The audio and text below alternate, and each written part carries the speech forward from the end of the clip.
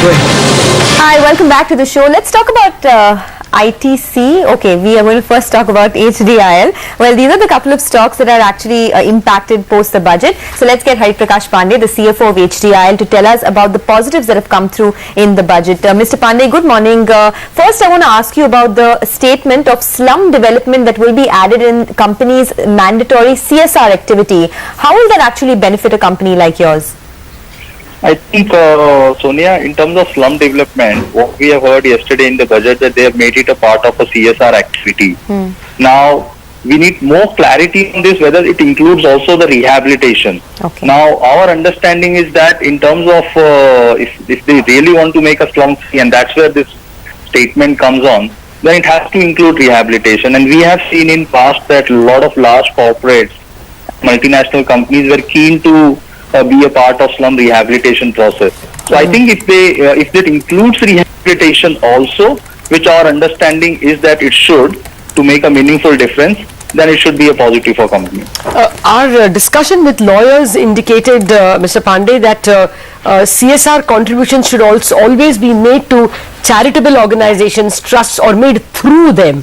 So in that case, since an SRA for a real estate company is always a profitable venture, with some social benefit also being accruing to the society, the legal position was that it will not qualify. Could you check with any of the lawyers?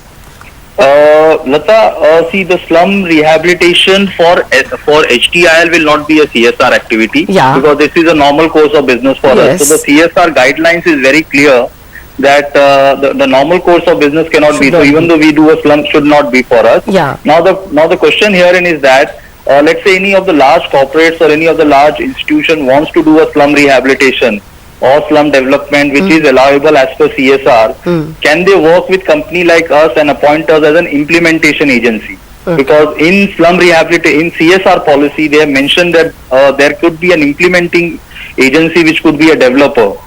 Now, how will that benefit your P&L? No, in a sense, how will that benefit a P&L? That needs to be checked in terms of clarity, because let's say a large corporate wants to do any construction of schools, colleges, they always give a contract to any of the agencies. So that agency will not work on CSR, they will work on a cost plus margin basis. But we need more clarity on this as of now. I think yesterday is only a one line which has come in the budget, so we need more clarity on this. Okay, what about the other, the other things that were announced, be it REITs, FDI in smart cities, etc., affordable housing, anything that benefits a company like yours? Will your interest costs go down this year itself? Yes, I think those are the bigger positive for us, because we have a very large segment of affordable housing with us, especially in Vasai Virar area. So the steps which has been taken by the government in terms of, one is relaxation of FDI norms for low cost housing. So that's positive. Also the FDI norms benefit some of our city center projects, because the area requirement has been reduced from 50,000 square meter to 20,000 square meters. A lot more projects are now eligible for FDI.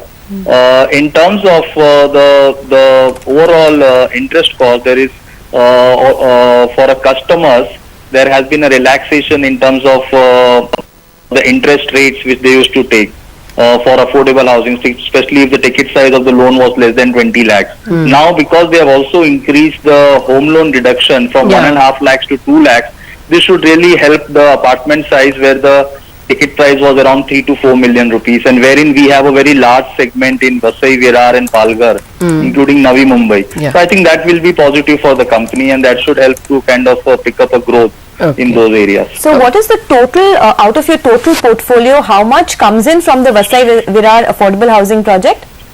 I think as of now we have around close to 60% of our land bank in those areas. Okay. And if we look at couple of large projects which we want to kind of launch after monsoon, which includes a 500-acre township development for which we have got all the approvals in Virar, where the ticket size is around close to 3 million rupees. I think those projects will really get benefited because of the relaxation in the home loan interest deduction. Also, they have increased the benefit of 80C, which also includes the principal component of home loan. So I think these are some of the steps, because as of now 80C also included within 1 lakh the principal repayment of home loan. So if they have increased that, that will also benefit the the customers. Okay, because of this FDI money and possibly before the year is out, you're being able to raise money through REITs.